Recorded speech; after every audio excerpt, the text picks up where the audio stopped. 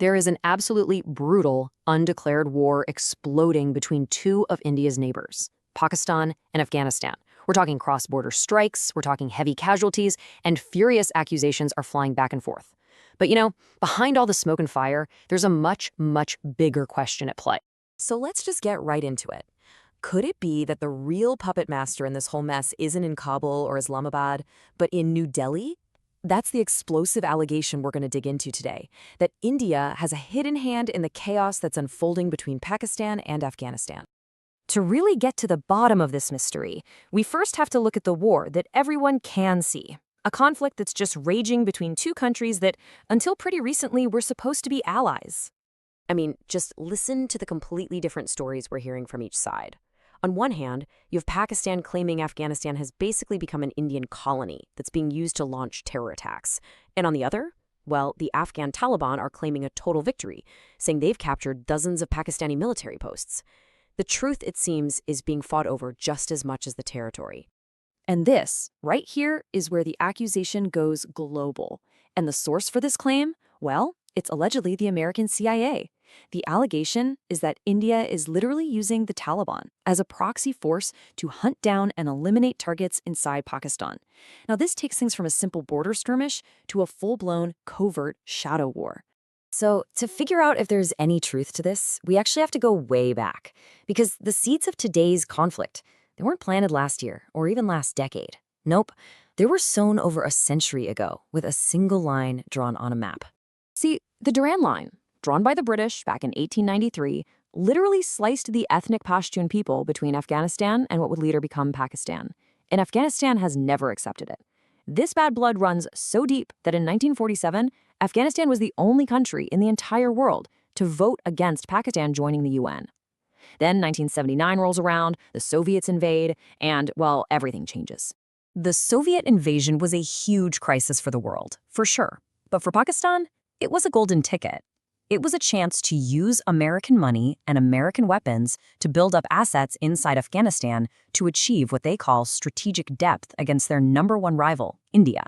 So, in these secret training camps on its own soil, bankrolled by the CIA's Operation Cyclone, Pakistan cooked up 5 key weapons.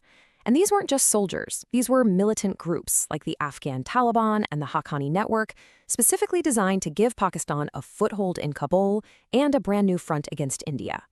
And you know what's crazy? This wasn't some dark secret they tried to hide. As this stunning quote from a Pakistani official shows, they were actually proud of it. They openly admitted to creating, training, and arming these groups. They saw them as heroes. But what they were really doing was creating a monster they would never be able to control. Then came 9/11, and the world changed overnight. The U.S. demanded Pakistan crack down on the very groups it had built from the ground up. And when Pakistan tried to do that, well, its own creations turned on their master, unleashing a wave of terror inside Pakistan itself. The main agent of this blowback is the Tehrik-e-Taliban Pakistan, or TTP. Now, this is super important. They are a separate group from the Afghan Taliban, but, and this is the key, they share the same Pashtun ethnicity and a very similar hardline ideology, which is exactly what makes this whole situation a complete nightmare for Islamabad.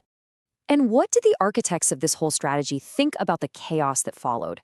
The school bombings, the attacks on soldiers. When a former chief of Pakistan's ISI was asked if he'd created a Frankenstein's monster, his answer? Just 2 words. And they are absolutely bone-chilling: collateral damage. And this so-called collateral damage, well, it's not just a phrase. It has a staggering real-world cost. Since 2020 alone, terror attacks in Pakistan have quadrupled, mostly concentrated in the very regions where these groups were born. Pakistan is, quite literally, reaping what it sowed. So you've got Pakistan engulfed in flames of its own making. A huge power vacuum opens up. And who steps into that vacuum? You guessed it, Pakistan's oldest enemy, India, with a surprisingly pragmatic and, frankly, genius strategic play. Just look at this timeline. It's wild. In 2021, when the Taliban stormed back into Kabul, they're openly hostile to India, promising to raise their voice for Kashmir. India, of course, refuses to recognize their government. But just 1 year later, a complete 180. India is suddenly sending massive aid, and the Taliban is publicly praising them. Seriously, what on earth happened? Well, India didn't just talk, it acted. While Pakistan was facing its own economic collapse and basically lecturing the Taliban, India started pouring in aid. We're talking wheat, vaccines, millions of dollars. Make no mistake, this wasn't just charity. This was a stone-cold power move. India stepped up at the exact moment Pakistan couldn't, showing who the real reliable partner in the region was. And you better believe the Taliban noticed. But hold on, because humanitarian aid might only be half the story. The allegations get far more serious. According to this former TTP commander, India wasn't just winning over the Afghan government.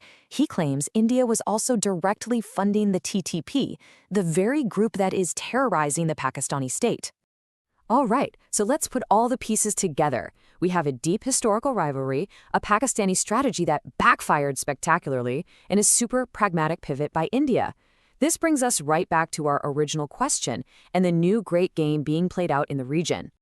So you gotta ask, why would the Taliban turn its back on its creator and longtime patron?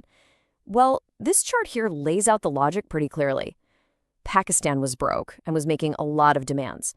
India, on the other hand, showed up with cash and food, no strings attached.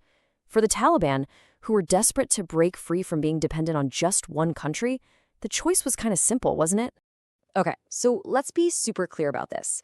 Is there a smoking gun, a declassified file, a leaked memo that proves India is funding anti-Pakistan militants? No, there is no conclusive public evidence. But what is absolutely undeniable is the outcome. Pakistan, India's main rival, is now completely bogged down, fighting a war against its own proxy on its own border. That is a massive strategic victory for New Delhi, any way you slice it. And that really gets to the heart of it all. For decades, Pakistan nurtured these proxies to gain strategic depth against India, but instead, that exact strategy backfired so badly that it created the perfect vulnerability for India to exploit. Advantage isn't something you're given, it's something you create. And this is a masterclass in turning an adversary's greatest weapon into their greatest weakness. Which leaves us with one big final question to chew on. You know the old saying, the enemy of my enemy is my friend, but for how long?